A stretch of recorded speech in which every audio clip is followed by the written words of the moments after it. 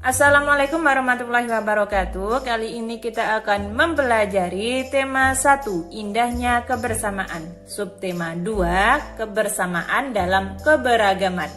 Pembelajaran 1. Sebelumnya kamu sudah banyak belajar tentang indahnya kebersamaan budaya Indonesia. Sekarang kamu akan belajar tentang menjalin kebersamaan dalam keberagaman agama. Suku, budaya, dan agama yang berbeda tidak menghalangi Udin, Siti, Dayu, Beni, Lani, dan Edo menjalin kebersamaan. Mereka berbagi cerita tentang budaya masing-masing dan saling belajar. Hari-hari mereka penuh keceriaan dalam kebersamaan. Hari ini mereka berkumpul bersama untuk bekerja sama. Bekerja sama dalam keberagaman. Edo dan 5 temannya mendapat tugas untuk melakukan percobaan tentang bunyi. Sepulang sekolah, mereka berkumpul di rumahnya. Setiap orang sudah menyiapkan peralatan yang dibutuhkan. Lani dan Siti membawa beberapa kaleng yang sudah dilubangi. Udin dan Beni membawa benang kasur. Mereka berkumpul di halaman depan rumah. Keenam sekawan siap bekerja sama melakukan percobaan. Saat percobaan akan dimulai, tiba-tiba terdengar azan. Siti dan Udin meminta izin teman-temannya untuk sholat. Teman-temannya mengizinkan mereka untuk melakukan ibadah. Edo meminjamkan ruang makanannya untuk digunakan Siti dan Udin sholat. Meskipun Edo beragama Katolik, ia tidak keberatan rumahnya dipakai untuk sholat. Beni yang beragama Kristen, Dayu yang beragama Hindu, dan Leni yang beragama Buddha menunggu dengan sabar temannya beribadah. Keenam sahabat selalu menghargai satu dengan yang lain. Tiba saatnya keenam sekawan melakukan percobaan. Setiap orang menunjukkan tanggung jawabnya dalam bekerja. Tidak ada satupun di antara mereka yang duduk diam atau memberi perintah saja. Semuanya ikut bagian dalam percobaan. Saat Dayu membutuhkan pertolongan memotong benang, Udin datang membawa gunting. Saat Edo kesulitan menalikan benang di kaleng, Siti ikut membantu. Keenam sahabat bekerja sama dengan semangat. Mereka hidup rukun, saling membantu meskipun berbeda agama. Bacalah setiap paragraf dan tulislah gagasan pokok dan gagasan pendukungnya pada diagram yang telah disediakan. Gagasan pokok, gagasan pendukung. Mungkin teman-teman ada yang lupa apa itu gagasan pokok dan gagasan pendukung. Mari kita bahas lagi. Gagasan pokok adalah ide utama yang dibahas dalam suatu bacaan, dapat berupa kalimat inti atau berupa pokok paragraf. Sedangkan gagasan pendukung adalah uraian atau tambahan informasi untuk gagasan pokok. Mari kita amati paragraf pertama. Edo dan kelima temannya mendapat tugas untuk melakukan percobaan tentang bunyi. Itu termasuk gagasan pokok atau gagasan pendukung? Ya, benar sekali, itu termasuk gagasan pokok. Sedangkan kalimat sepulang sekolah mereka berkumpul di rumahnya sampai akhir itu adalah gagasan pendukung. Dapat kita lihat bahwa kalimat sepulang sekolah mereka berkumpul di rumahnya sampai bawah itu adalah penjabaran dari kalimat Edo dan kelima temannya mendapat tugas untuk melakukan percobaan tentang bunyi. Setelah itu, kalian buat seperti ini. Apa gagasan pokoknya dan apa saja gagasan pendukungnya? Gagasan pokoknya, Edo dan kelima temannya mendapat tugas untuk melakukan percobaan tentang bunyi. Gagasan pendukungnya, nah seperti ini.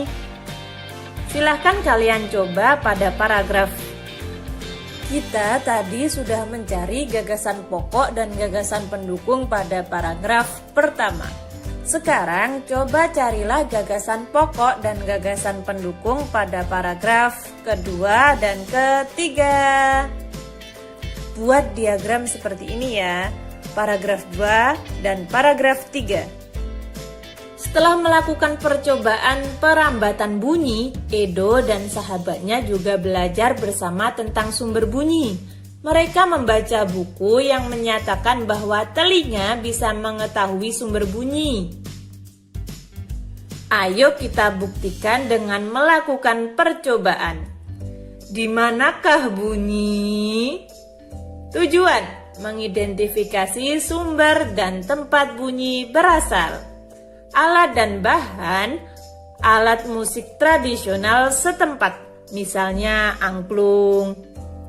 Langkah kerja: duduklah di kursi dan tutup matamu dengan kain.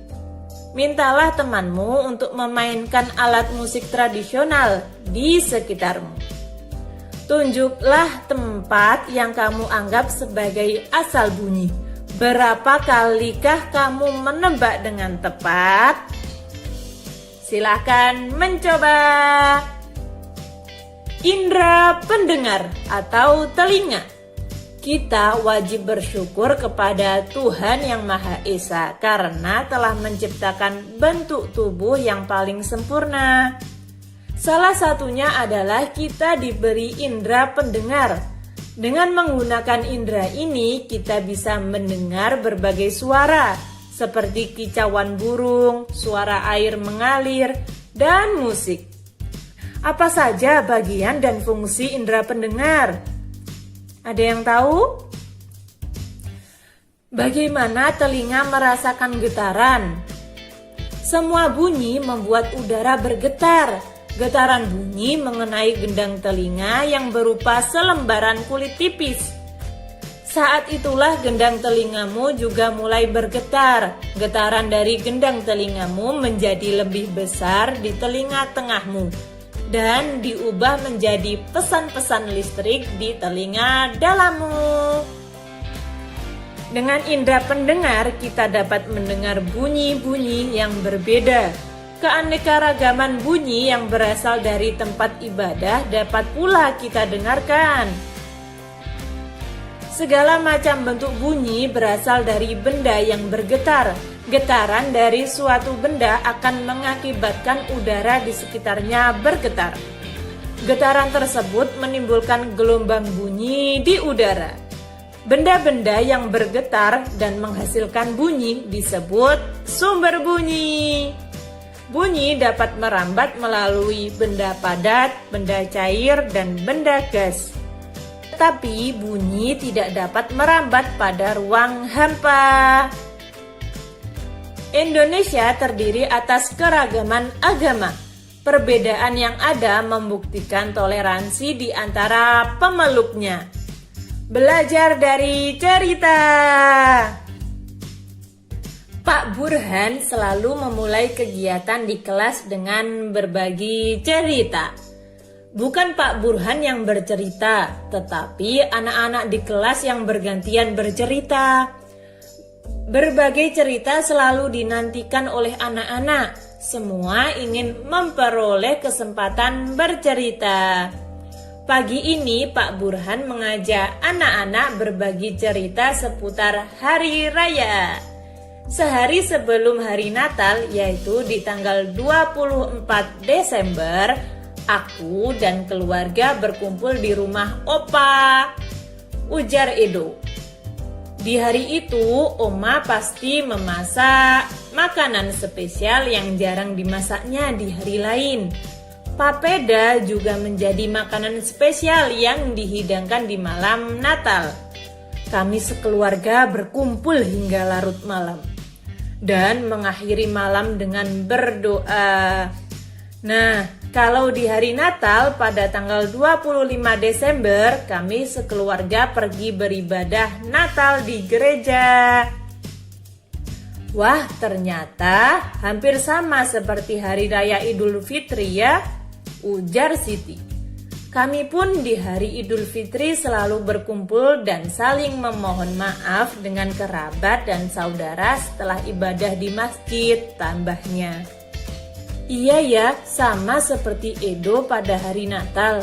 Saat Idul Fitri juga selalu ada makanan spesial, yaitu ketupat dan opor. Udin menambahkan komentar Siti. Di Bali menjelang Hari Raya Galungan, Seluruh kampung selalu ramai, dihiasi oleh penjor atau janur yang tinggi.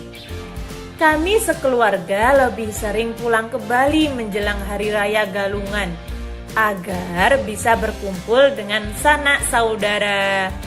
Sebelum merayakan bersama, keluarga melakukan kegiatan ibadah di pura pada pagi hari, kata Dayu. Ah, semua sudah bercerita. Aku juga mau bercerita. Pak, boleh ya? Hari ini banyak yang berbagi cerita. Pita Lani. Pak Burhan dan teman-teman sekelas tertawa. Tentu saja boleh, Lani. Ayo sekarang giliranmu bercerita, ujar Pak Burhan. Nah, kamu pasti belum pernah mendengar cerita tentang kebiasaan keluargaku di hari Waisak. Sebenarnya sih tidak banyak berbeda. Ibu dan nenekku biasanya juga membuat masakan spesial menjelang hari raya Waisak. Saat ini nenekku yang paling tua, jadi semua keluarga akan datang ke rumahku untuk berkumpul pada hari Waisak. Selain menyediakan makanan untuk keluarga, pada hari tersebut biasanya kami pun berbuat baik bagi orang yang membutuhkan. Vihara, rumah ibadah kami pun dipenuhi cahaya lilin dari umat yang hadir untuk menjalankan ritual ibadah di sana. Lani mengakhiri ceritanya. Berbagi cerita memang selalu menyenangkan. Kita bisa belajar dari banyak cerita. Juga belajar dari teman-teman yang berbeda, ujar Pak Burhan menutup kegiatan pagi ini. Kesimpulan. Tadi kita sudah belajar apa saja? Yang pertama, mengidentifikasi keragaman sosial, ekonomi, budaya, etnis, dan agama. Yang kedua, kita sudah belajar mencermati gagasan pokok dan gagasan pendukung yang diperoleh dari teks. Yang terakhir, menerapkan sifat-sifat bunyi dan keterkaitannya dengan indera pendengar atau telinga. Sekarang menjawab pertanyaan berikut ini. Sebutkan 2 sikap toleransi atas keberagaman. Selanjutnya, apa yang dimaksud dengan gagasan pendukung? Yang terakhir, bagaimana telinga merasakan getaran? Silakan dijawab.